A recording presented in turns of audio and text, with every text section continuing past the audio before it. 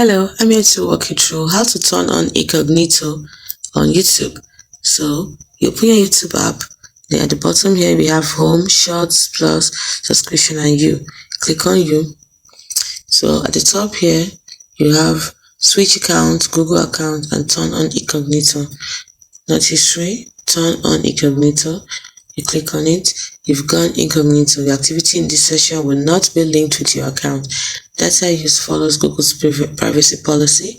When you turn off incognito after 90 minutes of inactivity, your session will end and you return to the account last used. Your activity might still be visible to your employer, school, or internet service provider. Got it? So if no matter what I browse now, it will not be recorded. But if I'm inactive for about 90 minutes, it will go back to my normal account. Now to turn it back on, to turn it off, what do? Click on You again. Then you can see the option, nothing is added to your YouTube while you are incognito. You can click on turn off incognito and you're back to your normal account. That is how to turn on and off incognito in YouTube. Don't forget to like and subscribe to this channel for more helpful tips like this. Till next time, bye bye.